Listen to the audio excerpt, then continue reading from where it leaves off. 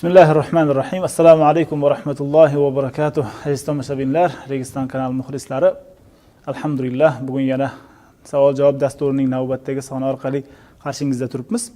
Doimgidek bugun yana muhtaram ustozimiz Obidxon domladan savollaringizga javob olishga harakat qilamiz. Assalomu alaykum va rahmatulloh. Ustoz, xush kelibsiz. Rahmatullohi va barakatuh. Bismillah. Ustoz, ko'rsatuvga kirishdan oldin yana tomoshabinlarga eslatib o'tsam, aziz tomoshabinlar, sizlardan savollar ko'rsatuv davomida ham undan oldin ham bizlarga ko'plab kelyapti. Savollarni imkon qadar mana ko'rsatuv davomida ham Telegramdagi RTV savollar bot orqali yo'llashingiz maqsadga muvofiq bo'ladi va iloji boricha qisqa va lo'nda shaklda. Agar mabodo sizlar yo'llagan savollarga ko'rsatuv davomida javob bera olmasak, inshaalloh kelasi ko'rsatuvlarda albatta ularga to'xtalib o'tishga harakat qilamiz. Ustoz, ruxsatingiz bilan bo'lmasa, birinchi savolni o'qib eshittirsam. Assalomu alaykum va rahmatullohi va barakatuh. Bir kishi kreditga 20 yilga uy oldi va o'sha uyni boshqa odamga 20 yilga qarzga sotmoqchi bo'lyapti. Lekin uyning birinchi egasi hali bankdan olgan kreditini to'lab bo'lgani yo'q.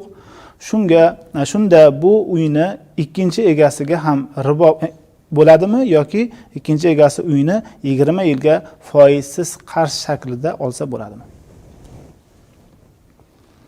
Bismillahirrohmanirrohim. Alhamdulillah. Alloh taologa hamdlar bo'lsin.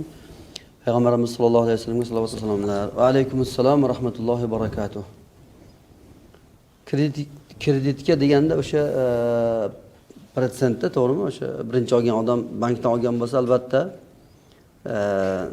qarzga olgan demoqchilarmi endi? Kredit debdilar endi odatda. Ya'ni o'zi mashhur bo'lgani shu-da. Agar endi u odam gunohi o'ziga bo'ladi albatta. Uy o'sha odam to'liq odamga o'tgan bo'lsa, sotib olsa bu kishiga zarari yo'q. Bu kishiga nasiyaga sotyapti, to'g'rimi? Nasiyaga sotayotganda qimmatroq sotish o'zi bor, masalanda. Lekin bitta narx belgilab olinadi. Bitta narx belgilab olinadi. Nasiyaga sotsangiz qimmatroq sotishingiz mumkin. O'sha birinchi olgan odam bu kishiga 20 yilga sotayotgan bo'lsa, albatta naqddan farqi bo'ladi, to'g'rimi? 20 yilga sotayotgan bo'lsa, bitta narx belgilanadi, bo'ldi, o'zgarmaydi o'sha. Mana muddatdan keyin buncha qo'shib berasan. Qo'shiladi, boshqa degan gap yo'q. Albatta siz bu yog'ini qo'shilmas ekan-ku deb bemalol bo'lish yaxshi emas. Qarzdor bo'lgandan keyin tezroq qarzdan qutulganingiz yaxshi. Nima bo'lish kerak endi? Bu to'lab beruvchi kishi ham. To'lab beruvchiga aytyapman-da. Lekin u kishining oldingi muomalasini, bu kishining muomalasiga daxli yo'q. O'zi uchun javob beradi. U qanaqa yo'l bilan hosil qilgan bo'lsa, masalan, modomiki o'sha o'g'irlanmaganmi, birovning mulki emasmi, o'zining mulkiga o'tganmi? O'zining mulkiga o'tgan bo'lsa, bu kishiga sotsa, bitta narx belgilanadi. Bitta narx belgilab, o'shandan o'zgartirmaydi. Nasiya bo'lsa ham bitta narx belgilanadi. O'shana qilib olsalar joiz. Rahmat ustoz. Keyingi savol. Assalomu alaykum ustoz. Iltimos Zamzam suvi haqida batafsil aytib bersangiz. Va alaykumussalom va rahmatullohi va barakatuh. Zamzamun fina walakin aynaman yuqni'ud dunya bijadwa zamzami deb shunaqa nasihatlar bo'lardi. Endi Zamzamni ishora qilib umma islomni aytmoqchi-da. Zamzam bizda-yu, lekin Zamzamning foydasini dunyoga ishontiradigan odam kerak deb shunaqa nimalar bo'lardi. Zamzam boshda kelib chiqishi o'sha Ibrohim alayhisalom ayollari Hojar bilan o'g'illari Ismoil alayhisalom ikkovlarini Alloh taoloning buyrug'i bilan o'sha ekin-tikin chiqmaydigan joyga, "Iwadin g'ayri zizar'an" deyapti Qur'onda. O'sha ekin chiqmaydigan joyga Alloh o'shaga qoldiring deb buyurgan. Ibrohim alayhisalom Alloh taoloning so'zini shunaqa so'zsiz bajaradigan bo'lganlar, oilani ham shunga tarbiyalab qo'yganlar. Ya'ni oilalari ham shunaqa. Ya'ni o'sha joyga olib borib, ya'ni o'sha hozirgi Makka Ka'bani oldiga qo'yib, oldiga bir xaltada nima qo'yib, xurmo, yana ozgina idishda suv qo'yib ketganlar kishi Ibrohim alayhisalom. Ketayotganda orqalaridan ayollari "Ibrohim, bizni kimga tashlab ketyapsiz?" deb 2-3 marta chaqirma qilgan. Ibrohim alayhisalom ya'ni mehr, rahim jihatida payg'ambar sollallohu alayhi vasallam eng mehribon deb aytganlar-da kishini. Ya'ni hatto o'zlarining sahobalari ham masalan maslahat qilsalar, Abu Bakr mehribonroq bo'lgani uchun Abu Bakrni Ibrohimga o'xshatganlar, Ibrohim alayhisalomga, Umar roziyallohu anhu Nuh alayhisalomga shunaqa. Xullas Ibrohim alayhisalom o'ta mehribon, lekin Allohning buyrug'i kelganda endi u haliga tuyg'u, hissiyot bo'lmaydi. Oxiri ayollari Alloh buyurdimi deb aytadi. Ya'ni ha Alloh buyurdi deganda ayollari Alloh buyurgan bo'lsa Alloh bizni zoya qilmaydi deganlar. Keyin ya'ni Allohning borligiga iymon, birligiga iymon, hamma narsa Allohning izni bilan bo'lishiga iymoni bor odamlarda bular endi. Keyin o'sha xurmo tugadi, suv tugadi. U yoqqa bu yoqqa chopishni boshladi ayol. Safoga borib qo'lini ko'tarib uzoqdan bir narsaga qaragan kishi bo'lib suv bormi deb bola bu yoqda yig'layapti. O'shaqa holatda u yoqqa chopgan o'sha Safo Marva orasida. Keyin bir qaysidir bittasida o'sha bolaning tagida oyog'ining tagidan o'sha nima chiqayotgan bo'ladi. Farishta ham qanoti bilan nima qilgan deyiladi. Suv chiqayotgan bo'ladi. Keyin o'sha ko'payib ketmasin deb atrofini o'rab to'xta. Zamzam degani o'zi to'xta degan ma'noda. To'xta deb nima qilgan? Hojar. Keyin undan keyin o'sha boshqa arab qabilalari o'sha atrofga keyin to'planib qahton kelgan. Zamzam suv Alloh taolo mana shunday Allohning buyrug'ini so'zsiz bajargan insonlar uchun mukofot qilib berilgan. Undan keyin Alloh taolo o'zi bu suvga juda ko'p nima xususiyatlar bergan. Rasululloh sollallohu alayhi vasallam shifa'u suqmin va ta'amu tu'min deganlar. Ya'ni kasalga shifo, ochga nima deganlar. Bir sahobiy payg'ambar sollallohu alayhi vasallamga juda ham qattiq qarshilik bo'layotgan vaqtida musulmon bo'ladida, nomlari nima edi? Chekkaroqda Abu Zar al-G'ifori. Zamzamdan boshqa ovqatim yo'q edi deydi. Makka ga keldim, Rasulullohga uchrasha olmayapman. Ya'ni payg'ambar degan narsa eshitgan u kishi o'zini qavmidagi ya'ni diniy holat qoniqmagan, hammasi xurofotlardan iborat. Keyin Makka ga kelib u kishiga odamlardan so'ray desam, hamma dushman. Rasululloh haqida. Rasululloh ya'ni yetolmay qolaman degan qo'rqish emas. Yetolmay qolaman Rasulullohga degan ma'noda so'ramagan hech kimdan. Oxiri o'sha Ali roziyallohu anhu uchrab qolib, yuring mehmon deb uyga olib ketib, mehmon qiladi. Keyin mehmon qilgandan keyin 3-kun keyin so'raydi. Nima maqsadda kelgansiz deganda shunaqa odam eshitdik deb, xullas Rasulullohga olib boradi. Men aytmoqchi bo'lgan joyim u kishi aytadiki, o'sha 1 oy turganda semirib ketdim deydi. Faqat Zamzam suv ichgan bo'lmasam. Ya'ni o'sha nima qorinlarim nima bo'lib ketdi, taxlanib ketdi degan. Zamzam shunaqa baraka endi. Bu haqida to'xtamasdan shunaqa nimalar bo'lib turadi. Yaqinda 3-4 yil oldin bir anjuman bo'lganda, shunda bir ustozlardan birlari gapirdi, hozir kimligini ham aytaman. Shu Zamzam haqida nima qilib turib, Yevropaliklar ham qatnashgan, Zamzamda bakteriya bor deb topishgan. O'sha nimani vazir bo'lgan odam borlar, o'tib ketdi u kishi Solihul Husayn degan odam, yosh 29 yoshlardan vazir bo'lgan Saudiyada. Juda ham o'qimishli, ingliz tili, fransuz o'zlarining arab tili, endi ona tili endi. Diniy ma'lumotligidan tashqari shunaqa o'qitib, o'sha narsa ham o'zi foydasi bor narsa bakteriya bo'lib chiqqanda. Foydali bakteriya, xullas. Shunaqa. Rasululloh sollallohu alayhi vasallam yana aytganlarki, Zamzam lima shuriba lahu. Zamzamni nima deb niyat qilsang, o'sha bo'ladi deyilgan. Shuning uchun yaqinda bitta narsani tarjima qilib ham qo'ydim. Abdulloh Muborak so'zlari aytganlarki, o'sha qiyomatda hamma chanqab qoladigan, ey Alloh, o'sha kuni meni chanqatmagin, ya'ni chanqaganlardan bo'lmayin deb ichyapman deb niyat qilib ichgan. Bu bitta oxiratdagi nimasiga. Ibn Hajar rahimahulloh, Ibn Hajar Imom Buxoriyni sahihlariga sharh yozgan kishi. Shu kishi ham o'sha ilmda kimnidir, Imom Buxoriynimi yo kimnidir o'shani ilmini so'rab icharkan ekan, doim Zamzam ichganlarida. Ya'ni Zamzam ichish asnosida Allohga shuni duo qiladilar. Niyat qiladi, ey Alloh shunaqa ilm bergin deb. Ba'zi ulamolar aytadi, o'sha sharhida Imom Buxoriydan ham ko'proq nima qilgan endi. Endi Imom Buxoriylar eski odamlar, ulardan ko'ra bu kishi 700-yil atrofida. Imom Zahabiydan, ya'ni ko'p ulamolardan naql qilingan. Zamzam shunaqa suv, Alloh taolo shunaqa narsa bergan. Bu Alloh taoloning ixtiyoridagi narsa, mo'jiza. Zamzam aytildi-yu, ya'ni shifo deganlar Rasululloh. Keyin o'sha nima uchun deb niyat qilinsa, o'shani Alloh taolo beradi. Deyilgan. Demak, Zamzam ichayotganda foydalanib qolish kerak ekan. Oldinroq nimada aytishadi, katta idishlarda, endi u vaqtlarda nima bo'lmagan, bu Turkiyalarga maxsus nimada olib kelar ekan deb. idishlarda. Ha, podshohlikka o'sha Usmoniylarga olib kelgan. Olib kelib nima qilishgan. Hozir endi oson bo'lib qoldi-yu, butun dunyoga haligi 5 litrli idishlarda tashilyapti, sotyapti odamlar, o'sha qilyapti. Tijorat ham bo'lib ketdi. Ha. Endi u yog'i nima emas, xullas ichsa, zamzam shunaqa niyat qilib ichilsa, Alloh taolo shifo beradi. Albatta shifo Alloh taoloning qo'lida. Sabablardan bir sabab bu ham. Bir ma'noda duolar ijobat bo'ladigan, niyatlar qabul bo'ladigan payt ekan zamzam ichish asnosi. Shunday, ha. Bu Alloh taolo faqat bu xususiyatni zamzamni o'ziga berib barakatli qilgani shunday. Shunday.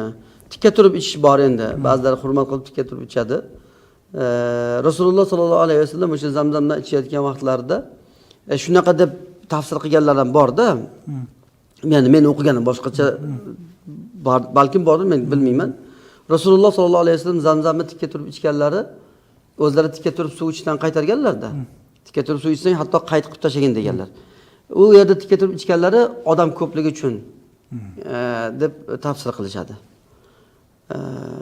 Endi tikka turib ichish, suvni tikka turib ichishi harom emas u, lekin makruh deydi ulamolar. Makruh bu insonning o'zining foydasini o'ylab aytilgan nima deyiladi? Rasululloh sollallohu alayhi vasallam tikka turib ichganlar, ya'ni sahobalar urushlarda boshqasida tikka turib ovqat yeb, tikka turib suv ichib nima qilardik deyshadi. Ya'ni karohati yengil.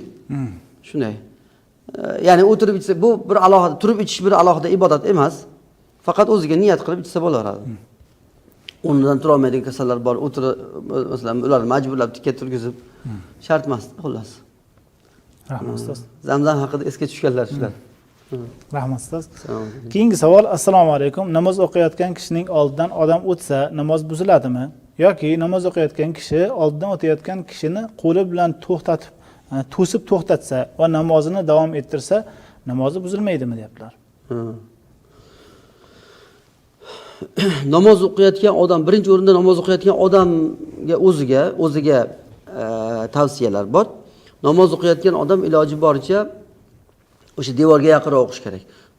Sutra deyiladi-ku, sutraning miqdori qancha? O'sha bitta egar qoshchalik, haligi otda egari bor-ku, 70 sm deydimi ba'zilar. O'shuncha oldiga o'sha narsa qo'yib olish kerak. Ha, 3 qarich atrofida ekan. Shunda keyin to'g'ri qo'ymaydi ko'ziga, sal o'ngroqqa. Ya'ni xuddi o'sha narsaga alginday sig'inganda bo'lmaydi. O'sha xullas o'sha to'siq bo'ladi yoki devorga yaqinroq yoki ustunga yaqinroq o'qish kerak odam. Keyin o'sha ustun bilan o'shini orasida o'tayotgan bo'lsa qaytarsin deganlar. Tasbih aytish kerak. Ya'ni kimlardir bilmasdan o'tib ketib qolishi mumkin, to'g'rimi? Subhanalloh deydi, eslatadi. Bo'lmasa qo'li bilan to'sadi. Shunday qilish kerak. O'shunday ham o'taman desa shayton deganlar payg'ambarimiz. Ya'ni yana bir bu endi o'sha namoz o'qiyotgan odamning o'ziga tavsiya. Oldidan odam o'tmaydigan joyda o'qisin. Ba'zi vaqtlarda shunaqa bir nojo'ya harakatlar bo'lib qoladi. Ya'ni orqa safdagilar shart turib namoz boshlab yuboradi-da ba'zida. Hozir odamlar o'tadi, boshqa qiladi. Sal rioya qilishga, sal chekkaroq o'tib olsa bo'ladi masalanda. Ha, oldida o'qiyotgan kishi farzda o'qigandan keyin orqaga o'tgisi kelgandir, joyini almashtirish kerakdir masalan. Orqadagilar shartta boshlab yuboradi. Yoki imomni to'g'risiga turib boshlaydi. Imom orqasini o'girib tasbih aytmoqchi, u imom ro'parasiga turib sunnat o'qiydi. Birodar, sunnat o'qimoqchi bo'lsangiz orqaroqqa o'qing, mayli. Ya'ni kech qolgan bo'lsa, masalan tasbih aytgan bo'lsa, boshqa bo'lgan bo'lsa, imom orqaga o'girsa, ro'parada o'qib turgan bo'ladi. Bu ham nima emas. Chekkaroq o'tib olsa bo'ladi. Endi namoz o'qiyotgan odam aytdik-a, bu endi namozdan tashqaridagi odam Payg'ambar sollallohu alayhi vasallam bir hadislar bor, bu Imom Buxoriy aytganlar. Agar o'sha namoz o'qiyotgan odam 40 deyilgan, u yog'i kutishini bilsa, ya'ni o'shani namoz o'qiyotgan odamni oldidan o'tib ketgandan ko'ra 40 kutishini bilsa, 40 nima dedilar? Dedi, uni bilmayman dedi sahobiy. 40 kun dedilarmi, 40 soatmi, 40 oymi? Uni bilmay qoldim. Ya'ni o'shuncha muddat kutsam yaxshi bo'lar ekan deb qoladi.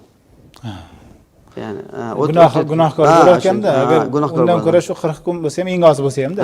Shuncha kutsam yaxshi edi uni. O'shuncha yaxshiroq. Endi 10 minut tugaydi, 5 minut tugaydi, o'tirib tasbih aytib tursa masalan, yoki masalan bir bet hozir telefonda Qur'onlar bor, o'tirib bir bet Qur'on qilib qo'ysa bo'ladi masalan. Namoz buzilmaydi. Namoz buzilmaydi. Ha, namoz buzilmaydi, o'shunaqa nimalari bor. Gunohkor bo'ladi-da. Namoz kesib o'tgan odamga gunohkor bo'ladi. Demak, oldindan namoz o'qiyotgan odam o'shani yo'lini olish kerak. Olish kerak, ha. Sutraga yaqinlashish kerak. tur ekan. Birovni yuziga emas, orqasiga qarab o'qisa bo'ladi endi. yoki ba'zilar ustoz haqiqatdan namozdan haligi farzdan oldin bo'lsa ham masjidga kira solib o'rtada namoz boshlab yuboradi, tahiyat masjidlar O'sha nima emas. demak o'sha o'zi ehtiyot Ehtiyot qilish kerak. Odamlar o'tmaydigan joyga iloji boricha o'sha nima qilish kerak. rahmat ustoz. Namoz haqida yaxshi o'rganish kerak. Alloh muvaffaq qilsin. Amin. Keyingi savol, Furqon va Irfon so'zining ma'nosi nima? Furqon va irfon. Furqon degani faroqa degan so'zdan, ya'ni ajratuvchi degani. Faruq, mana Umar Faruq deyiladi-yu, haq bilan botil orasini ajratuvchi. Qur'oni Karimning nomlaridan bittasi ham Furqon. Ya'ni haq bilan botilni orasini Furqon surasi bor Qur'onda. To'g'rimi? Nur surasidan keyingi sura Furqon, suratul Furqon. To'g'rimi? Tabarakallazi nazzala al-furqona ala abdihi deb boshlanadi. Furqon shu. Irfon degani ma'rifatdan olingan. Irfon. Irfon ya'ni ma'rifat degan so'zni bir masdari, ya'ni o'shalik o'zagi. Ya'ni bilmoq, tanimoq degan ma'noda. Shu ya'ni bu nimaga bog'lamoqchilar bilmadim. Xullas shunaqa. Furqon ya'ni haq bilan botilni ba'zi vaqtlarda qilichlarda ham aytiladi Furqon deb, ya'ni qilich ham ba'zi vaqtda haq bilan botilni ajratadi-yu, noto'g'ri narsaga masalan qaytarib. Shunday. Keyingi savol. Assalomu alaykum va rahmatulloh. Bizlar musofirdamiz. Bir do'stimiz yomon yo'lda yurib qolgan, fahsh ishlar, Alloh harom qilgan ishlarni qilib yuribdi. TikTokda videolar qo'yadi. Bizlar ko'rib uni qaytarishga harakat qilamiz. U quloq solmaydi. Nima qilaylik, maslahat bering. Va asosiy savolim, do'stlar bilan o'sha do'stimizni ko'p gapiramiz. Bunday qildi, unday qildi, unga nima bo'lyapti va uni u ishdan qanday qaytarish haqida ko'p suhbat qilamiz. Bu suhbatimiz g'iybatga kirib qolmaydimi? Bizlar o'sha adashgan do'stimiz haqida gapirib gunohkor bo'lmayapmizmi, dedilar. Birinchi masala demak o'sha do'stlarini shunaqa fahsh ishlarga, yomon ishlarga giriftor bo'lib qolganlari, ikkinchilari bular uni muhokama qilishi qanchalik to'g'riligi haqida. Undan oldingi joydan boshlamoqchiman men. Musofir debdi-ku, musofir. Hozir endi tirikchilik sabab, boshqa sabab u yoqqa borilyapti, ko'p borilyapti nimaga ham. Bu tirikchilikdan qaytarilmagan, o'zi aslida tirikchilikdan qaytarilmaydi, lekin inson o'sha nimalar ko'p aralashaversa yo'qadi-da. O'sha birodarlarga ham ya'ni hammaga, hatto ba'zi bir ulamolar qattiq turardi. Rossiyalarga borma, Rossiyaga borishing harom deb. Endi u darajagacha aytishga jur'at qila olmaydi odam u. Tirikchilik uchun boradi. Qilayotgan ishi halol, masalan, quruqchilik qilar yoki doktorchilik qilar, masalan, ba'zilar tabiblar ham bor endi, katta nimalarda ishlaydi. Lekin baribir o'sha g'ayridinlar diyori sovuqda. Masjidlar kam.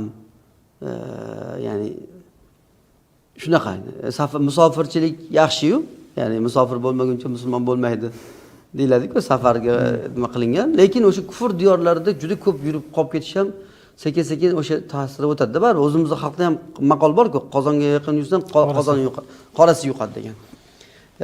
Shuning uchun nima deydi, o'sha noto'g'ri nima deydi, nafrat bo'lish kerak odamda. Noto'g'ri ishiga nafrat degani bu jinoyat qil degani emas bu. Ya'ni odamlar hozir noto'g'ri tushunadi. Bir insonni yomon ko'rilsa, o'sha qilayotgan qilig'i uchun yomon ko'riladi-da. Masalan, Allohning bolasi bor deyapti u. Alloh taoloni inkor qilyapti u. Uni yomon ko'rasiz-da. Yomon ko'rishingiz shart uni. Yomon ko'rmasangiz bir kun kelib o'shinga do'st bo'lasiz. O'sha qilayotgan ishni ma'qullagan bo'lib qolasiz. Bu bittasi o'sha safarda yurgan birodarlar, safarda yurgan birodarlar, ya'ni o'sha ko'proq ibodat qilishlari kerak va iloji boricha o'sha o'zimizning yurtga, musulmonlar yurtiga qaytishga harakat qilish kerak. Chunki o'sha to'plam jamiyat, islomiy jamiyat. Inson uzoqqa ketsa, o'shunday narsalarga giriftor bo'lish oson. Bu yoqda hech yo'q mahalla ko'yida rioya qiladi-da. Andisha qiladi baribir. Musulmonlar ichida gap so'z bo'ladi deydi, boshqa qiladi. Har holda gunohdan tiyiladi. Bu bitta masala. Endi ikkinchi masala dars qilish kerak. Dars qilishga kirishish kerak. Inson bo'sh qoldi deguncha o'sha narsa bo'ladi. O'sha birodaringlar ham o'zinglar ham birgalikda namozinglar qanaqa masalan? namoz niyozinglar qanaqa, qiroatinglar qanaqa. Hozir qiroatlar juda ham ajoyib. Masalan, Alijon qora akammi, kim bo'lsa hamda harf o'rgatyapti. Bunaqa qulaylik. Imom Ahmad rahimahullohni bugun nimalarni eshitdim? Imom Ahmad Abdurazzoq San'oniydan hadis eshitish uchun Bag'doddan Yamanga borgan. 200-yilligini tasavvur qilavering. Tuyada borgan bo'lsa ham hatto. Bag'doddan Yaman. Qanaqa ilm olish mashaqqatli narsa. Hozir qulay oldingizda turibdi bu mas'uliyat. Ya'ni bu o'zlariga ham tavsiya, o'sha birodar ham sekin-sekin tortsa bo'ladi-da. Yaxshi narsani kiritish kerak. Unga hadab qilma deb haligi nima qilgandan bunga ham sekin-sekin tortish kerak. O'zi foydali narsa tavsiya qilib o'rgatilsa, foydasi o'z-o'zidan chiqib ketadi. Bu ham bitta yo'li. Endi so'ragan narsalari gunoh ish. O'sha nasihat qilishda davom etish kerak. Lekin o'tirib olib uni qilgan ishlarini tafsilotini kengaytiraversa, o'sha o'zlari aytganda g'iybat bo'ladi. G'iybatga o'tib ketishi mumkin. Eng kerak miqdorda gapiriladi. Eng kerak, ya'ni siz o'sha narsani odamni qaytarmoqchisiz. Nahiy munkar qilmoqchisiz, to'g'rimi? Noto'g'rishidan qaytarmoqchisiz. O'shanda ham o'sha keraklik miqdorda gapiriladi. Oshiqcha gapirsa yoki o'sha ichidagi bir nimani hammaning qalbini Alloh bilib turibdi. Ba'zi odamda birovda kamchiligini gapirayotgan vaqtida Alloh uchun gapiryapman deb o'ylaydi-yu, lekin o'sha alamini olayotgan bo'lishi ham mumkin-da. Bu qiyin masala. O'shuning uchun hadab buni gapiravermaslik kerak. Kerak miqdorcha gapirish kerak bo'ldi. Kerak deb miqdorcha. Keyin oshiqcha bo'lsa g'iybat bo'ladi. Keyin yana bir narsa, o'sha inson gunohni ko'raversa, o'zini ham eti o'ladi. Ya'ni gunohga nisbatan nafrati ozayib qoladi-da. Shuning uchun yoyilishdan qaytarilganda. O'sha hatto jinoyat qilsa ham, masalan, zino qilsa ham, masalan, o'sha podshohga yetib bormasdan turib, hukumatga yetib bormasdan turib tavba qilsa, o'zi bilan Allohning o'rtasida bu shart emas deyshadi. Borib, ya'ni ba'zi bir sahobiylar zino qilganda borib, "Ey Rasululloh, meni poklab qo'ying" degan-ku. Endi o'shanga iymoni ko'taradi. Ba'zilar ko'tara olmasligi mumkin, o'zi ichi bilan Allohga tavba qilsin deyshadi. Xullas o'sha yoyilishi insonni ko'p gapirganda etini o'ldiradi, nafratini ozaytiradi. Amr ma'ruf nahiy munkar ham o'sha yomonlikdan qaytarish, yaxshilikka buyurish ham bitta ilmda bu. Yaxshi so'rabdilar shu. Shunaqa so'rab o'rganiladi. Ya'ni bu o'sha qilayotgan ishni yomon ko'rganinglar yaxshi, tahsinga sazovor, lekin o'sha birodarni o'ziga tashlab qo'ymasdan o'sha aytgan nimada darsga chorlash kerak. Eng inson muhim bo'lgan narsasi ibodatimizni to'g'rilab olishimiz kerak. Ibodatdagi qiroatlarimiz, o'qiyotgan duolarimiz to'g'rimi, noto'g'rimi bir ustozdan o'tkazish kerak. Keyin xullas ilmga o'zi kirishib qolsa inson mahabbatli bo'lib ketadi. Sen nafsingni haq bilan foydali narsa bilan band qilmasang, nafsing seni zalolat bilan, botil bilan band qiladi deydi. Odam o'ziga nisbatan ham shunday, boshqaga nisbatan ham shunday yondashsa, yechim osonroq bo'lar ekan-da. Rahmat ustoz. Demak, amr va nahiy munkarda davom etaveradilar, muhokama qiladilar, keragicha. Undan ochig'i tafsiloti bilan uni bunday deb haligi hamma tochka verguli bilan deydi-ku. Detalni qilib aytish yaxshi emas. Yaxshi emas. Undan tashqari yana haqlarga duo qilib, albatta orqasidan duo qilish kerak. Ta'sir o'tkazadigan nima yo'li bor, shuni topish kerak-da. Bo'lmasa uzoqlashish kerak. Odam ba'zi vaqtlarda uzoqlashib ham tarbiya qilinadi. Yakkalab qo'yib ham tarbiya qilish bor. Agar ta'siri bo'lsa, yakkalab qo'ysa, battar bo'lib ketmasa, o'sha hajr deyiladi, hajr hijron degan so'z bor-ku. Yakkalab qo'yish degan narsa bor shariatda. Agar o'sha ta'siri bor deb o'ylansa, yoki yengilroq, masalan, o'sha o'rtoqlar 5-6 kishi bo'lsa, obro'liroq kishi gapirishmay qo'ysa, ta'siri bo'ladimi, yo'qmi? Ta'sir bo'lsa, qolganlar ham hamma birdan masalan gapirmay qo'yish mumkin. Rahmat ustoz. Keyingi savol. Assalomu alaykum. Bir mijozimni bankdan olgan kreditini 1 oylik to'lovini to'laganman. 2 yil bo'lyapti, lekin hali ham bermayapti. Nima qilishim kerak? Kechib yuborishim kerakmi, deyaptilar. Alaykum assalom va rahmatullohi va barakatuh. Oldinroq bir ko'rsatuvda o'sha birovni bankdan qarzi bor, qiynalyapti, yordam bersam bo'ladimi deganda, o'shani bir aytib o'tilgan edi. Ya'ni o'sha bankdan kredit olgan odam ya'ni o'sha ishdan pushaymon bo'lsa, yordam bersangiz bo'ladi. Lekin agar pushaymon bo'lmasa, sizdan pulni olib bankka berib turib, yana ertasi kuni yana o'sha ribo protsentli qarz olaveradigan odam bo'lsa, unga yordam berish kerak emas, gunohga yordam berib qo'ygan bo'ladi deb aytilgan edi. Bu kishi endi qilib bo'ptilar, endi balkim so'ragandirlar ham kimdandir. Endi u siz bergan pulingiz uni qarzi, uni bo'ynida, xohlasangiz kechasiz, xohlasangiz kechmaysiz. Uni sizning ishingiz bu. Ya'ni hech kim sizni o'sha o'zingning haqqingdan voz kech deb majbur olmaydi. Agar berolmaydigan sharoitda bo'lsa, rostakam ya'ni puli yo'q o'shanaqa muhtoj bo'lsa, kutishingiz kerak bo'ladi. Kutishlari kerak. Agar kechib olsangiz bu ehson endi. Ehson. Ha.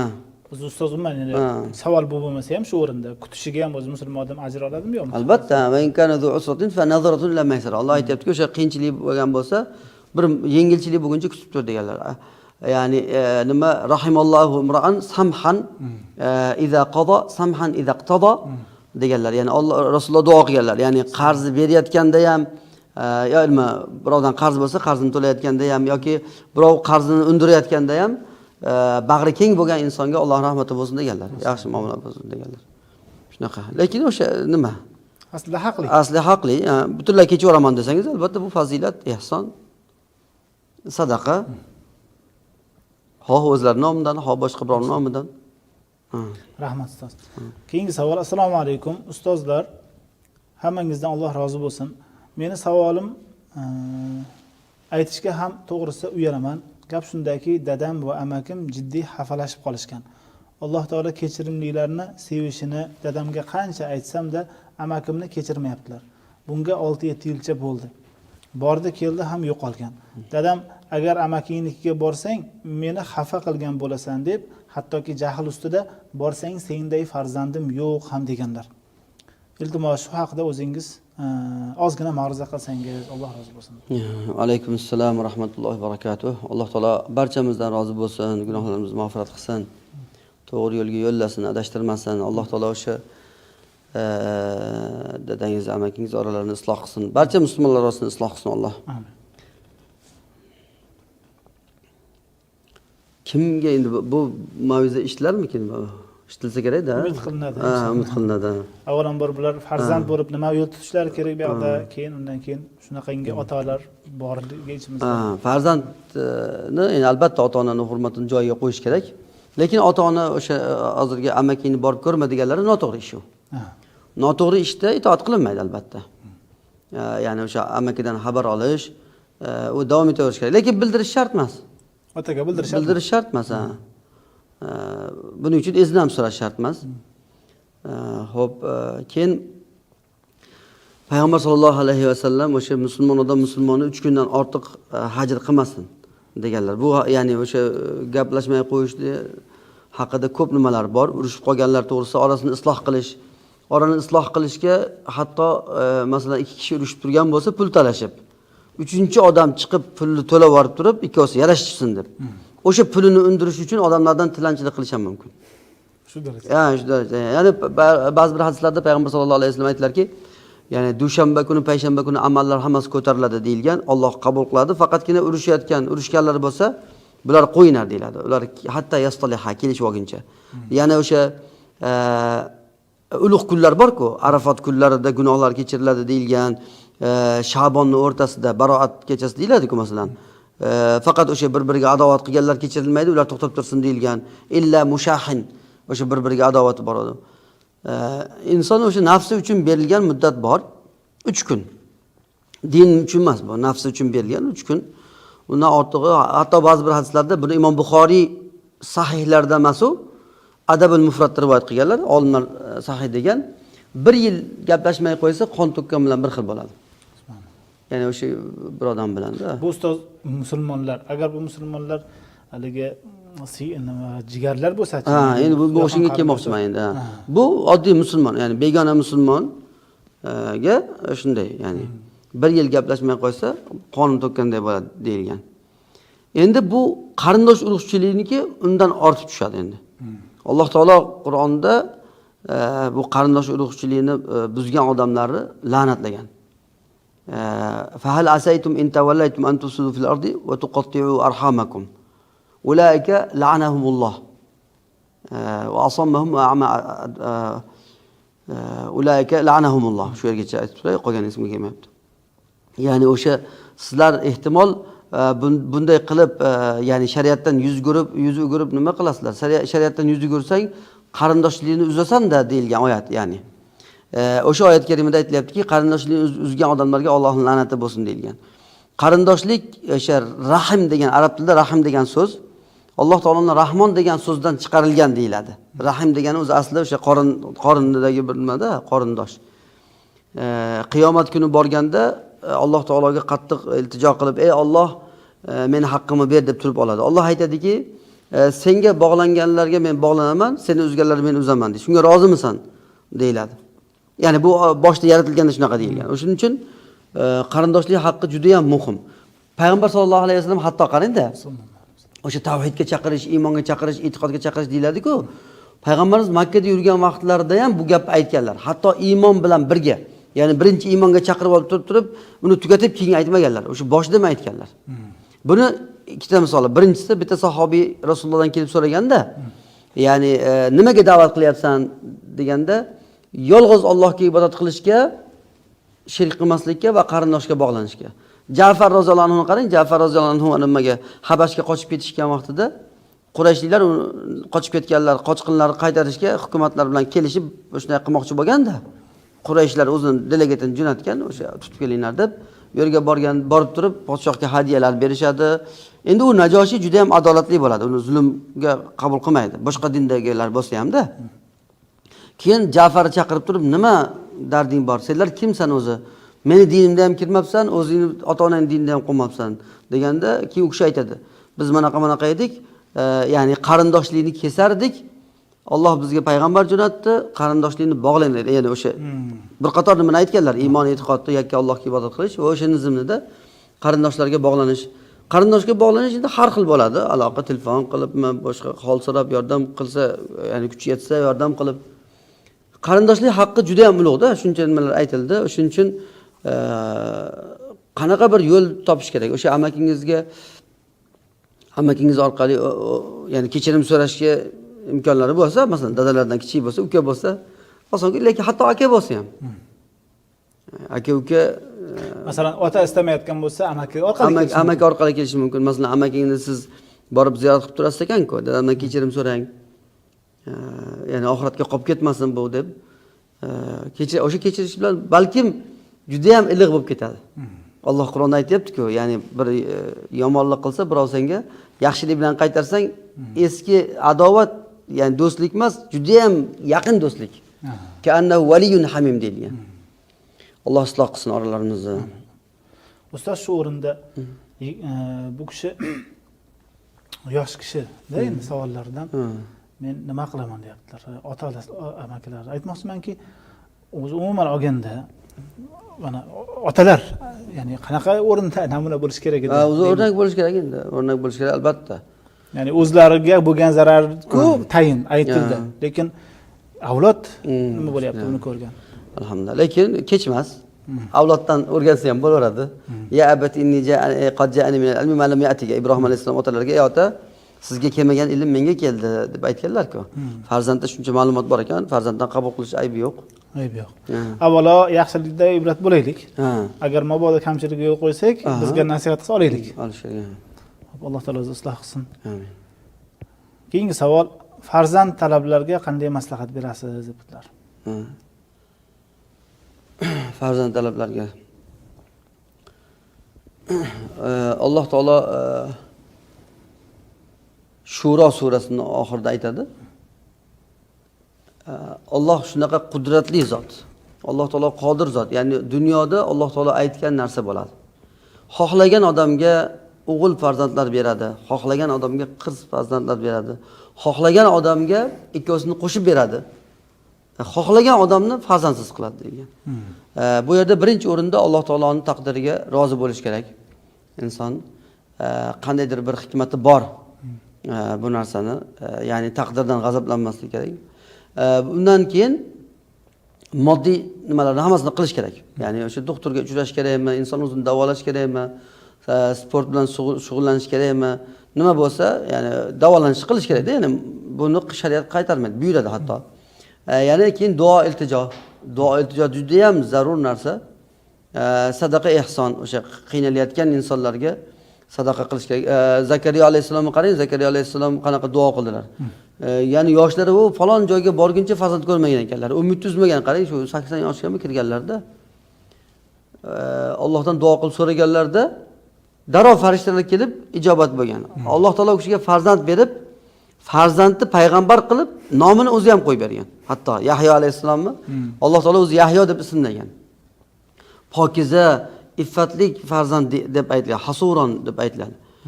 Yahyo alayhissalom, Zakariya alayhissalom haligi bashorat birdan kelib qolganida qanday deb qolganlar-da, o'zim qarib bo'lsam, ayolim tug'mas bo'lsa, qanday deb hayron bo'lib qolganlar. Alloh taolo mo'jizasi shunaqa, Alloh qudrati, ya'ni ala kulli shay'in qodir. Alloh taoloning qudratidan tashqari narsa yo'q. Har narsaga. Har narsaga qodir. Alloh taoloning va ma kana li yu'jizahu min shay'in fis samawati va osmon yerda Allohni ojiz qiladigan hech narsa yo'q. Bunga iymonni komil qilib, mana shu duo qilamiz-ku, duo qilib, ey Alloh deymiz musibatlar bo'lgan vaqtida. O'sha Alloh taolo borligiga bir dalilda, o'zimizni ham o'sha qiyin bo'lgan vaqtlarimizni eslaylik. Ya'ni tang holatga tushib qolgan paytda ey Alloh o'zing asragin deb qanaqa duo qilganmiz? Alloh taolo asrab qutulib ketgan joylarimiz qancha, to'g'rimi? Ana shunday iltijo qilib Allohdan so'rash kerak. Alloh taoloning va'dasiga ud'ulloha va antum muqinuna bil ijaba. Alloh ijobat qiladi, qilishiga ishonib duo qilinglar. Ibrohim alayhissalomni ham shunaqa kech farzand ko'rganlar deyiladi. Zakariya alayhissalomni ham shunaqa kech farzand ko'rganlar deyiladi. Rasululloh sollallohu alayhi vasallam 7 ta farzand ko'rgan bo'lsalar, o'zlaridagi bitta farzand qolgan. Qolgan hamma 6 tasini o'zlari ko'mganlar qo'llari bilan. Ibrohim degan o'g'illari o'lganda hatto yig'laganlar. Farzand shunaqa yaxshi, shirin. Allohdan so'rash kerak, duo qilish kerak. Bir hikmati bor, albatta. Endi bu dunyodan farzandsiz o'tayotganlar ham bor. Bu ham Alloh taoloning hikmati. Va Alloh taolo o'zi biladi. Alloh taolo qudratli va har narsani biluvchi zot. O'sha oyatning oxirida yahabu liman yasha'u inasan va yahabu liman yasha'u zukur aw yuzawwijuhum dhukrana wa inatha wa yajalu man yasha'u aqima innahu alimun qodir. Alloh biladi, qodir deyilyapti. Biz Alloh taoloni o'sha ilmiga, qudratiga o'ziga topshirib, balkim shunday yaxshi bo'lishi mumkin. Alloh taolo o'zi biladi, ya'ni. Ibodat qiling, ilmga qiziqish kerak. Ya'ni farzandlar ham to'g'ri, albatta shirin. Lekin odamning o'ziga mas'uliyati bo'ladi, band qiladi odamni, to'g'rimi? Shunday. Shunday. Alloh taolo kimga nimani qachon berishni o'zi biladi. Alloh taolo muvaffaq qilsin. Amin. Keyingi savol, duo ijobat bo'ladigan vaqtlar, duo ijobat bo'lgan hamma sabablarni qilish kerak. Saharlarda, farz namozlari oxirida halol luqmaga e'tibor berish kerak, haloldan topishga. Ya'ni juma kunlaridagi duolar, yaxshi insonlar duosini olish kerak masalan. Shunday. Rahmat ustoz. Keyingi savol. Assalomu alaykum va rahmatullohi va barakatuh. Men hozir teri kasalliklari shifoxonasidaman. Hozir bir daqiqa. Bir narsa esimga tushib ketdi-da, bu voqei bo'lgan narsa bo'lgani uchun aytay, ta'sirlandingda. Arabistonda o'sha tashqaridan, mana Turkiyalarda ham hozir ayollar kelib uyda farzandlarga qaraydi. Masalan, o'zimizda o'zbek ayollar ham ko'p qarayapti-yu, qariyalarga qarashyapti. Endi tirikchilikda endi bu. Bir ayol kishi, dindor ayol nimaga borgan? Doktorxonaga borgan, ko'rsatgani borganda rak bo'libdi u ayol. Rak oson kasal emas-ku. To'g'rimi? Rakdan tuzalib ketgan, hali ko'rilmagan, to'g'rimi? Doktorlar vahima qilib boshqa qilgan, keyin o'sha vaqtlarda bir xizmatkor olishgan ekan. U xizmatkor Arabistonga ko'proq Indoneziyadan keladi. Sharqiy Osiyodan, to'g'rimi? Indoneziya ham nimada endi bu yoqqa chiqib ishlaydiganlar ko'p.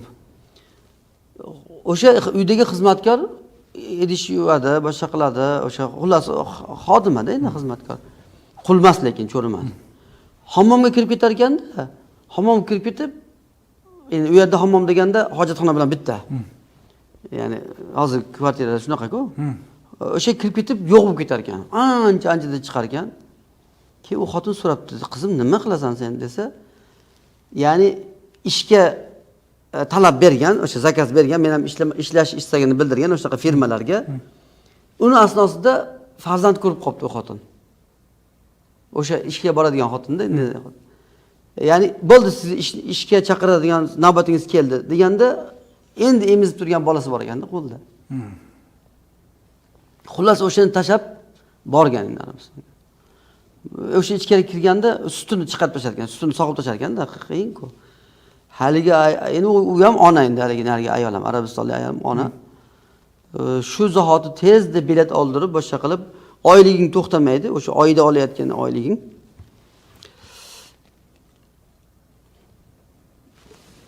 Ya'ni o'sha biletlargacha qilib bergan, oyliging to'xtamaydi. O'sha 1 yil bolangni emizib, sutidan chiqarib, keyin kelasan deb jo'natgan. O'sha doktorga keyingi safar ko'rganga borganda hech narsa qolmabdi-da. Rakidan. Ha. Subhanalloh. Hozir bu yaxshilikni qilgan xotin rakida. Ha, rakida. Hech narsa qolmagan. Tasavvur qilyapsizmi? Alloh taolo qodir zot. Alloh taoloning qudratiga ishonib, Kasallaringni sadaqa bilan davolaylar. Ha, unaqa bor. Bu bo'lgan voqea ya'ni. Bunaqa voqealar ko'p aytiladi. Shuning uchun o'shaqa joyini topib turib o'shaqa nima qilsa, Alloh muvaffaq qilsin. Amin, amin. Alloh muvaffaq qilsin. Alloh taolo sizni bizdan ko'ra oliy janobroq zotda. Qarang, Imom Buxoriy ko'r bo'lib qolganlarida onalari duo qilib, ey Alloh ko'zini och deb yig'lab duo qilargan. Ulamolar aytadiki, Alloh taolo buni ko'zini emas, qalbini ham ochib qo'ydi. Qarang, hozirgacha Imom Buxoriy. Butun biz O'zbekistonliklar hammasi, O'zbekiston emas, O'rta Osiyo hammasi maqtanadi, Buxoriyning yurtidamiz deb. Ya'ni bizgacha faxrda hozir shu odam. Shu odamning onasi masalan o'sha kechasidan duo qilib, iltijo qilib Allohga so'ragan. Shunday Alloh taolo oliy janob o'sha so'raganini o'zini bermas ekan Alloh taolo, oshirib berar ekanda. Alloh taolo solih zurriyotlardan bersin. Hamma zurriyot talabida bo'lgan insonlarga solih farzandlar bersin. Amin, amin. Rahmat ustoz. Assalomu alaykum va rahmatullohi va barakatuh. Men hozir teri kasalliklari shifoxonasidaman. Yoshim 23 ta. Namoz o'qishimga, tahorat olishga imkoniyat bo'lmayapti. Tanamni 90% joyiga 2 mahal surtma dori, ya'ni mas surtaman. Undan bo'lak osma ukollar ham olaman. Meni 14 kun mobaynida muolajam bor. Men namozlarimni muolajadan keyin qazo qilib o'qsam ham bo'ladimi? Men uzrli hisoblanamanmi deyaptilar. Alaykum assalom va rahmatullohi va barakatuh. Alloh taolo shifoi komil bersin. Alloh taolo o'zi shofiy zot, har narsaga qodir zot. Tahorat qilmaslikning sabablari nima? Sababi o'sha mazdan o'tmay qoladi deyotganlarmi? Ehtimol. Yog'dan o'tadi deyiladi bizda lekin. Buni aytmabdilar. Ya'ni yog' maz bo'lsa, masalan, maz ba'zi bir mazlardan o'tadi ichiga suv deyiladi. Ichiga suv o'tadigan bo'lsa, zarar, ya'ni o'sha zarar qilmasa, tahorat qilishlari kerak. Lekin agar doktorlar zarar qiladi desa, tayammum qilib o'qiysizda namozda. Tayammum qilib o'qishingiz kerak. Ya'ni namozni kechiktirsa bo'lmaydi vaqtidan. Demak, suv ishlatadi. Suv ishlatish mumkin bo'lmasa, agar u osma ukollari ham vaqti masalan uzoqda bo'ladi-ku, 2 soatlar ketadi-ku. Masalan, namozni oxirgi vaqtiga olib borib turib, bitta namozni, ikkinchi namozni boshida o'qib olsa bo'ladi, shunaqa haligi ko'rinishda jamlabda. Lekin namozni kechiktirib bo'lmaydi, ya'ni. Tayammum bilan o'qiysiz. Agar suv ishlatishingiz mumkin emas desa, tayammum bilan o'qing. Ya'ni o'sha zarar qiladigan bo'lsa, aniq zarar isbot bo'lsa, lekin namoz o'qimaydigan uzrli emas yani. Uzrli emas, ha. Yoki agar suv o'tmay qoladi mazdan deyotgan bo'lsalar, unaqa gap yo'q lekin. Haligiga bo'yoqqa o'xshagan narsa suv o'tkazmaydigan darajada bo'lsa, u boshqa gap. Ehtimol yo'q, bu kishi o'sha yara bo'lsa masalan hamma joyi umuman suv tekizish unga haqida gap ketayotgan bo'lishi ham mumkin. Suv tekizish agar zarar bo'lsa, tayammum qilasiz-da, tayammum qilinadi. Rahmat ustoz. Keyingi savol. Assalomu alaykum. Tirik insonga oldindan qabr qurib qo'yish hukmi qanday? Biz tomonlarda qabr g'ishtdan yer ustiga quriladi dedilar.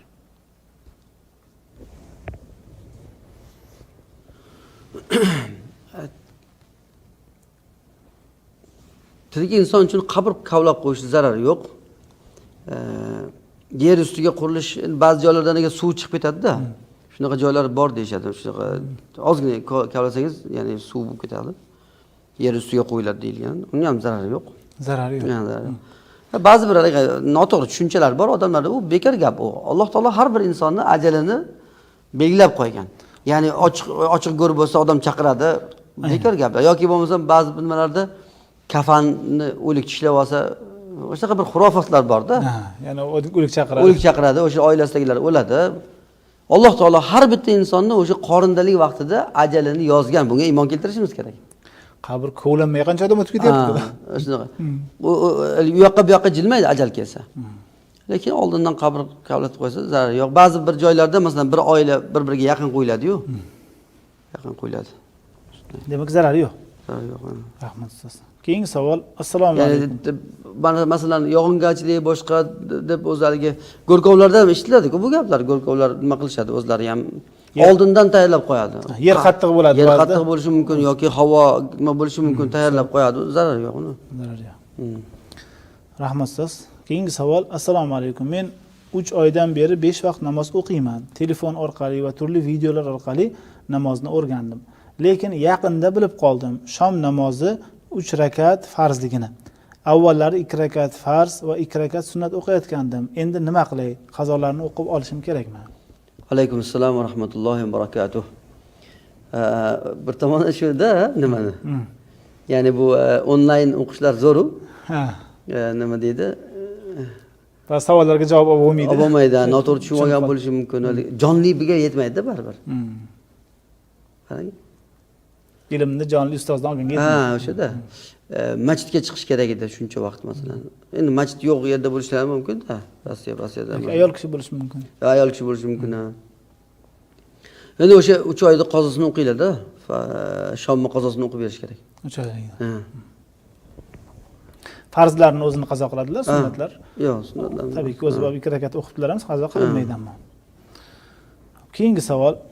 Assalomu alaykum. Men xatm qilib tugata boshladim va oxirida duo qilaman.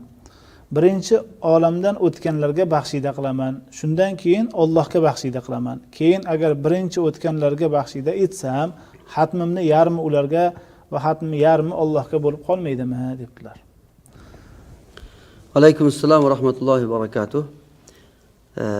Alloh uchun qilinadi deyiladi-ku amallarni. Alloh uchun qilishimiz kerak. Masalan, Qur'on o'qish, Qur'on o'qish, ilm o'qish, Allohning ahkomlari bilan tanishish, Alloh Robbim nima deb buyurdi ekan ibodat qilib. Bular hammasi Alloh uchun degani, ya'ni o'sha ibodatdan Allohni rozi qilay deb maqsad qilinadi. Bu degani Alloh bizning amalimizdan foydalanadi degani emas. Alloh taologa bandalarning toatidan hech qanday manfaatlanmaydi Alloh taolo. Butun yer yuzidagi insonlarning toati o'zlariga. Innama hiya a'malukum wasiha lakum thumma wafikum iyaha. Ya'ni qilgan amalinglar o'zingizlarga degan Alloh taolo. Buni bilib olaylik, Alloh taolo butun dunyodan behojat. Ha? Bu birinchisi. Ikkinchi masala o'sha insonlarga o'sha duoni o'sha qilgan sadaqa ehson yoki qiroat ehson qiroatdan hosil bo'lgan ajrlardan falonchi insonlarga ham nasiba qilgin, nasibador qilgin deyilish kerak. Ya'ni o'zi hammasi Alloh uchun. Ya'ni o'sha qiroatingizni hammasi Alloh uchun. Sadaqangizni hammasi Alloh uchun. Allohni rozi qilay deb qilyapsiz, qilishingiz kerak. Tushunarli bo'ldimi? Ya'ni mana qismi Alloh uchun, mana uchun qismi deyilmaydi. Qilgan amalingiz hammasi bo'lib tashlanmaydi. Ha, bo'lib tashlanmaydi. Qilgan amalingiz hammasi Alloh uchun. Allohni rozi qilay deb qilasiz, Allohdan ajr olay deb qilasiz, Allohdan bir narsa olay deb qilasiz. O'sha Alloh taolo bergan narsani keyin ota-onamni sherik qilgin, falonchini sherik qilgin, pistonchini sherik qilgin, o'tganlarimiz sherik qilgin, shu savobidan bahramand qilgin deb duo qilasiz. Uni qancha odamga nima qilsangiz, Alloh taolo marhamat keng, hammasiga yetkazadi. Qabul qilib qolsa Alloh taolo shunday. O'tgan ko'rsatuvlardagi haliga bir tangani haqida aytgan o'z esimga tushdi. Shuna Alloh taolo shunday. Otamni sherik qilsam bo'ladimi, butun ummat sherik qilsang bo'ladi. Shunday, shunaqa deganlardan ustoz. Keyingi savol. Assalomu alaykum. Vitr namozi tahajjud namoziga qo'shib o'qilganda yoki vitr namozini o'zini o'qiganda azon yoki iqomat takbir aytiladimi? Alaykum assalom va rahmatullohi va barakatuh. Yo'q, vitr namozi uchun azon takbir aytilmaydi. Vitr namoz alohida, vitr vojib, alohida namoz. Sunnat muakkada deganlar ham bor, lekin o'sha kechani oxirida o'qiladigan tunning vitri. Kunduzining vitri shom namozi, kechasining vitri o'sha vitr namoz. Toq deganida endi u. Uning uchun alohida takbir azon aytilmaydi. Iloji boricha oxir o'qigan yaxshi. Tahajjudlardan keyin o'qigan yaxshi. Turolsa-da inson. Rahmat ustoz. Keyingi savol. Assalomu alaykum. Mahrning ozi 10 dirham deyilgan ekan kitoblarda. Hozir kimlardir 80 gram, yana kimlardir esa kitoblar to'plami deyishmoqda. Bu qanchalik haqiqat? Hozirgi kunda mahrning eng oz miqdori qancha? Mahri eng oz miqdori 10 dirham deyilganda, o'sha 10 dirham deyilgan to'g'ri-da. 10 dirham o'sha 30 gram atrofida kumush bo'ladi. Hozir endi kumush narxi tillanikidan ancha tushirib olgan-ku.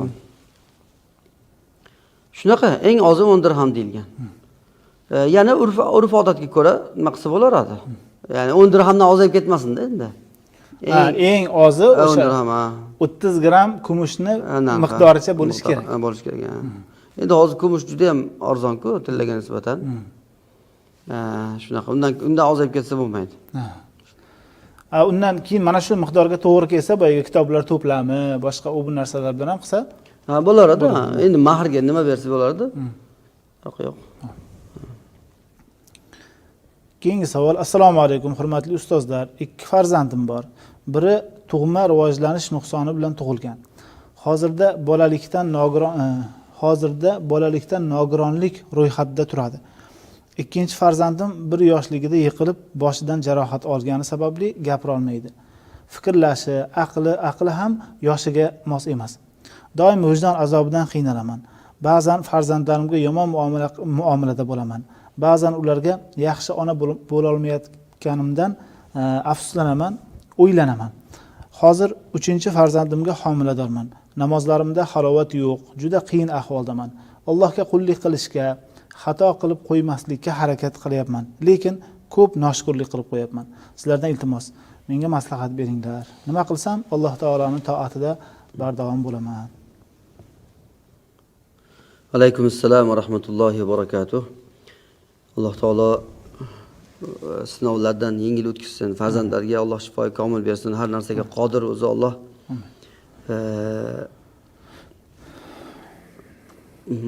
Musibat bo'lganda inson eng birinchi oxirdan boshlaydi. Homiladorman deyaptilar. O'sha homilador bo'lganda inson o'sha ichidagini o'ylash kerak. Bu ota-onaning zimmasida endi. Alloh taolo Maryamga aytayapti. Maryam qanaqa pokiza ayolga Alloh taolo g'aybdan o'zi farzand berdi. Ya'ni ersiz farzand bo'lganda odamlar nima deydi? Ular o'ta pokiza oila. Sha'ni juda ham baland. Ular haqida birov gapirish emas, gumon qilib qo'yishdan ham nima qiladi? Nima qilaman deb o'sha g'am, undan ko'ra o'lib ketganim yaxshi edi deb ham aytadilar Maryam. Alloh aytadiki: "Va kuli washrabi wa qarri ayna." Yeb ichib xursand bo'l deydi. Inson albatta o'ylaydi-yu, lekin xursand bo'lish kerak inson. Chunki o'sha onandagi haligi g'am bolaga ta'sir bo'ladi deydi-ku. O'shuning uchun oldini olib, yaxshi yeb, bu endi tug'iladigan bolaga nisbatan. Nargilarga nisbatan aytiladigan bo'lsa, innalloha iza ahabba qawman ibtalahum. Rasululloh aytibdilarki, Alloh taolo bir qavmni yaxshi ko'rsa, ularga musibat beradi, mubtalo qiladi deganlar-da. Ya'ni yubtalal inson yubtalar rajul ala qadri dinihi. Ya'ni inson diniga qarab ham, dini, matonati, sabri, bardoshiga qarab ham musibat beriladi. O'shuning uchun eng og'ir musibatli insonlar payg'ambarlar. Undan keyin solihlar deyilgan. O'sha yana bir hadisda faman radiya falahu rido. O'sha hadis davomi, ya'ni Alloh taolo bir qavmni yaxshi ko'rsa, ularga musibat balo beradi. Kim rozi bo'lsa, Allohdan rozilik keladi unga. Achchiqlanmaslik kerak. Bu o'sha bolalarga nisbatan. Endi onalik qila olmayapman deb qo'rqaman deyotganlar endi mas'uliyat his qilgan yaxshi. Lekin o'sha yaqinda bir nimani ko'rdim. Hozir endi mana axborot hammaga ulashi oson bo'lib qolgan-ku. Bir o'sha falastinlik oila ekan, 6 ta farzand ko'rganda, 6 ta farzand 6tasi ham yotibdi. Hammasi ya'ni og'ir nogiron. Ya'ni faqat boshlari qimirlayapti xolosdagi bolalar. Ota-ona xotirjam. Alloh taolo yaxshi ko'rgan Robbim mana shu sinovni beribdi, alhamdulillah. Ehtimol bular meni jannatim deyapti-da. Alloh taologa rozi bo'lishga o'rganing, alhamdulillah. Ya'ni musibat boshiga tushmagan odam qiyin bo'ladi nima qilishi, lekin sabr shunchalik, ya'ni nima deydi? Birinchi Alloh taolo taqdirda yozgan narsa bo'ladi, albatta. Ikkinchi, Alloh taoloning o'sha nimasidan xursand bo'lish kerakki, yaxshi ko'rganiga beradi. Allohdan rozi bo'lishimiz kerak. Ehtimol o'sha keyingi farzandingiz mana shunday bo'lsin ham, bu akalarga ham xizmat qiladigan, o'shalarda tuzalib ketishga sabab bo'ladigan bo'lar. Alloh taologa oson. Shularda, ya'ni inson diniga qarab, dinida sabr matonatiga qarab nima beriladi. Ko'p zikr qilish kerak, ko'p duo iltijo qilish kerak, ibodatga mahkam bo'lish kerak. Lekin haliginaqa o'ksuklik, haliginaqa nimaga menga bunaqa bo'ldi deb haligi yozg'irash bo'ladi-yu, Allohdan shikoyat qilib, nima yozganim bor deb, bunda Alloh taologa e'tiroz bildirgan bo'lib qolamiz. Ya'ni o'sha musibatingiz ham arimaydi, keyin musibatning ajridan ham mahrum bo'ladi inson. Gunohkor bo'lib. Gunohkor bo'lib qolish. Alhamdulillah, Robbim mehribon, Robbim mana shuni taqdir qilsan, o'zing roziman sen taqdiringga deb o'zingizni rozi qilishga harakat qilish kerak. Ya'ni bu dunyoni hech o'zgartirib bo'lmaydi. Ya'ni o'sha o'zgartirib inson qo'ldan kelgan narsani qilsa, undan uyog'i inson toqatida yo'q narsaga mas'ul emassiz siz. Ya'ni odamlar oldida ham haligi qimtinib yoki o'zini pas yo'q, bu Alloh taolo xohlab berdimi? O'zini xohishi bu. Men qilganim yo'q buni deyiladi inson. Ana shunday, ya'ni ko'tarinki ruhda bo'lish kerak. Ayniqsa farzand bor ekan, hozir tug'iladigan farzandga e'tibor qilish kerak. Keyingilarga ham Alloh taolo shifo berib qolsin. Amin, amin. Keyingi savol. Assalomu alaykum va rahmatullohi va barakatuh. Bir kishi odamlarni aldab pul oladi, keyin qaytarib bermaydi. Bechora xotini doim uyiga janjal qilib kelganlarni pulini to'lab yuradi. Boyaga odamga esa umuman farqi yo'q. Bu ish ancha yillardan beri takrorlanadi. Holat shu darajaga kelganki, uyiga begona kishi kelsa, ayoli chiqib, erimga pul bermanglar, aldaydi sizlarni, men sizlarga pullaringni to'lab bera olmayman deyishgacha borgan. Xullas, bechora ayolni ikkita farzandi bor, qizini turmushga bergan, o'g'li yaqinda uylanadigan bo'lib turibdi. U odam xotinini urayotganda, o'g'li borib ularga o'rtaga tushgan. Keyin dadasi pichoq ko'targan. O'g'il dadasiga ayasini ajrataman deb o'rtaga tushgan. Aynimang degan otasiga. Shunda o'g'liga qarab, seni oq qildim, meni senday bolam yo'q degan. Bechora bola rosa yig'lab o'zini oldirib qo'ygan. Ustoz, bu hatto shu o'zini oldirib qo'ygan deb o'qiyapman men. Men tushunmadim, ish qilib yomon bo'lmasin, o'zini o'ldirib qo'ygan ham deb yozilganmi dedim. Ammo o'zini yoki qattiq his qilib qolgan deb ham tushundim. Dadasini o'ylamay aytgan gapi uchun, ya'ni shu ahvolga tushgan deyapti. Lekin dadasi yaxshi odam emas. Yuqorida aytilganidek odamlarni aldab, juda katta miqdordagi pullarni yeb yuradi. Uyiga pul olib kelay demaydi. Ayoli yaxshi ishga kirgizib qo'yganda, uni ham eplolmadi. Xo'p, ishni tashlab keldi. Men aytmoqchi bo'lganim, o'sha bolani ahvoli nima bo'ladi? Ota oq qilgan hisoblanadimi? Alaykum assalom va rahmatullohi va barakatuh. Alloh taolo isloh qilsin hammalarimizni. Bu ya'ni o'sha aytilayotgan narsadan tushundimki, ya'ni o'sha aytilayotgan nimadan nohaq zulm bo'layotganini to'sgan endi bola, to'g'rimi? Nohaq zulm bu paytda endi nima aytilgan kirmaydi. Lekin yana muomalasini o'zgartirmasin farzand. Yaxshi muomalada davom etaversin, ibodatda mahkam bo'laversin. Bu sinov endi. Endi ustozdan ko'rinishda aytgandek, onaga ota pichoq ko'tarib boryapti. O'ldirib qo'yishi mumkin. O'ldirib qo'yish mumkin. Farzand ajratadi tabiiyki. Albatta. To'g'ri, og'izdan chiqqan gapi nimadir? Ammo shu o'rinda endi uni qo'rqayotgani oq qildim degan gapi o'tadimi? Oq bo'ldimmi deb. U inshaalloh o'tmaydi. Ya'ni u noto'g'ri. Noto'g'ri narsa bo'ladi. Ota-ona nimasi ehtiyot bo'lish kerak baribir, lekin agar shunday tasvirlanadigan bo'lsa shunaqa. Kimdir ta'sir o'tkazishga harakat qilish kerak endi. Duo qilish kerak albatta. Duoda juda ham ta'sir kuchli. O'sha otaning haqqiga duo qilish kerak. Ya'ni faqat sizga nisbatan to'g'rilanish emas, o'zi oxiratga borganda nima bo'ladi? Shunga nisbatan duo qiling. O'shaning orqasidan oilaga ham tinchlik keladi. Insof bersin. Sinovli dunyodamizda kimdir o'sha otasi bilan sinaladi, kimdir farzand bilan sinaladi. Alloh oson qilsin. Keyingi savol. Assalomu alaykum domla. Meni ota-onamlar kasalxonaga tushib qolishdi. Allohim o'zi shifo bersin. Shunga ularga narsalar olib berishga so'ramasdan pul oldim. Endi vijdonim qiynalyapti. Shuni hozir aytganim yaxshimi yoki pullarni joyiga bildirmay qo'yganim yaxshimi dedilar. Ya'ni farzand ota-onasining pulini so'roqsiz ishlatganiga vijdoni qiynalyapti shekilli. Alaykum assalom va rahmatullohi va barakatuh. Farzandmi yoki meni ota-onamlar kasalxonaga tushib qolishgan. Kimni pulini olganlar bular? Allohim o'zi shifo bersin. Shunga ularga narsalar olib borishga so'ramasdan pul oldim deyaptilar. Qayerdaniga aytmadilar. Men tushunganim. Ayol kishimi, erkak kishimi? Aytmabdilar. Ya'ni u joyini bila olmadim hozir. Alaykum assalom va rahmatullohi va barakatuh. Alloh taolo shifo bersin ota-onangizga. Yo'q, joyiga qo'yib qo'ying o'shani. Kimdan olingan bo'lsa joyiga qo'yib qo'yish kerak. Aytmasdan qo'ysangiz ham bo'laveradi.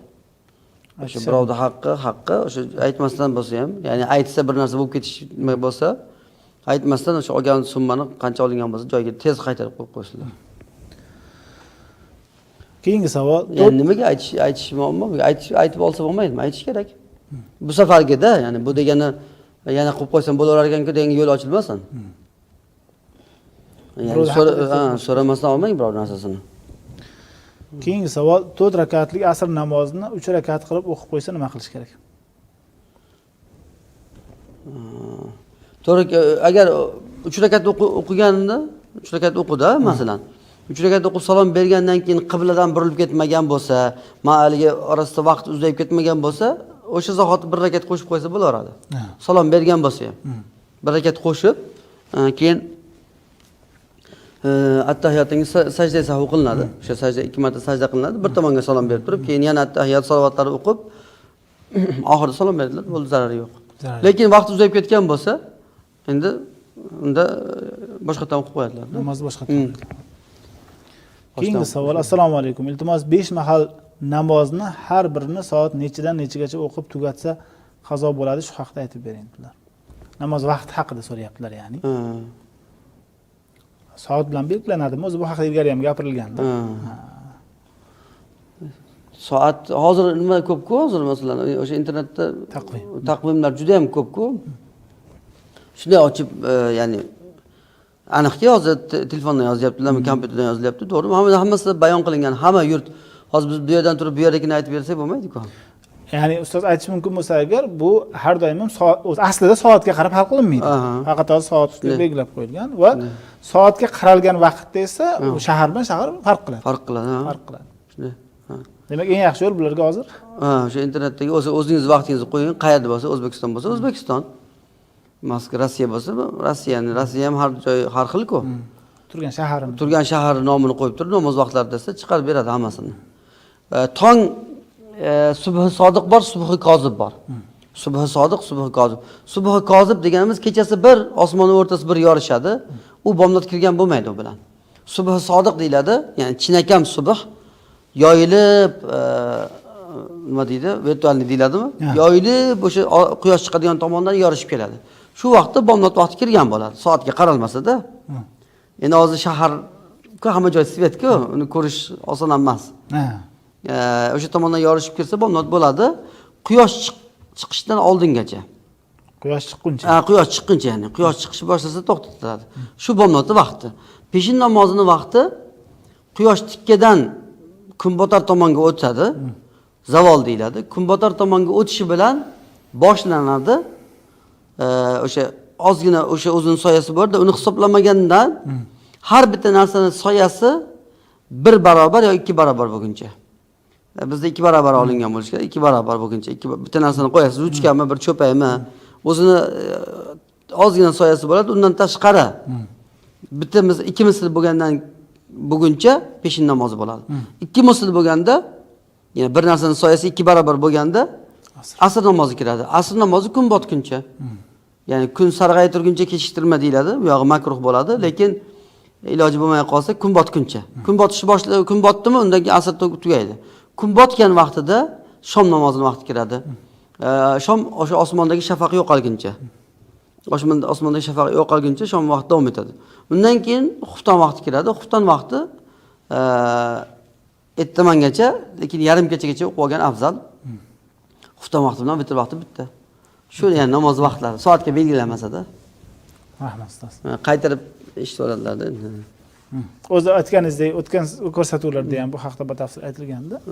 Inshaalloh takrordan esda qoladi. Keyingi savol. Assalomu alaykum. Bir xil molni faqat bir kishi sotishi, ya'ni dilerlik qilishiga nima deyiladi? Mumkinmi deyaptilar. Ya'ni bir molni masalan dilerlardan boshqasi sota olmaydi. Ishlab chiqaruvchi firma dilerdan boshqasiga mol sotmaydi. Alaykum assalom va rahmatullohi va barakatuh. Endi u mol o'sha korxona, o'sha zavod, o'sha ishlab chiqaruvchining o'zining mulkida, xohlagan odamini vakil qiladi, xohlagan odamiga beradi, uni haqqi endi u. Ya'ni bu yoqdagilar faqat o'sha dilerga, vakilga bermaysan deyishga haqqi yo'q endi. Xohlagan odamga beradi endi. Rahmat ustoz. Ya'ni o'sha ular o'zlari sotsa bo'laveradi, zarar yo'q. Ya'ni mol beruvchi kishi o'zi belgilaydi. O'zi belgilaydi. O'zi vakolat berib qo'ysa, masalan, bundan boshqa odamga bermayman desa, o'zini haqqida, endi o'zining molida u. Keyingi savol, men xayriya qutisiga 10 ming so'm tashlab 5 ming so'm qaytib olsam bo'ladimi? Debdilar. Men tushundimki, ya'ni mayda yo'q. Maydalar yo'q. Zarar yo'q bo'laveradi. O'zi niyatingiz o'zi 5 ming berishda. 10 ming qo'yib turib 5 ming qaytib olsa bo'laveradi.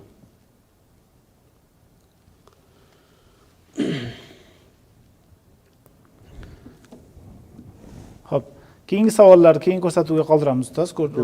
Ko'rsatuvimiz vaqti tugab qopti. Inshaalloh aziz tomoshabinlar, ko'rsatuvga savollarni imkon qadar qisqa va lo'nda shaklda RTV savollar bot orqali yo'llashingiz tavsiya qilinadi. Shunda javob olish qulaylashadi. Ammo ustoz, bugun ruxsatingiz bilan ko'rsatuvni shu yerda yakunlaymiz. Alloh taolo rozi bo'lsin. Alloh taolo mukofotlaringizni ko'paytirib bersin, ajrlaringizni. Barchamizga eshitganlarga ham foydali bo'lsin. Aziz tomoshabinlar, ko'rsatuvni shu yerda yakunlaymiz. Kelasi ko'rsatuvda ko'rishguncha sizlardan solih, xayrli duolar umiddamiz. Registonni kuzatishda davom eting. Assalomu alaykum va rahmatullohi va barakatuh. Assalom.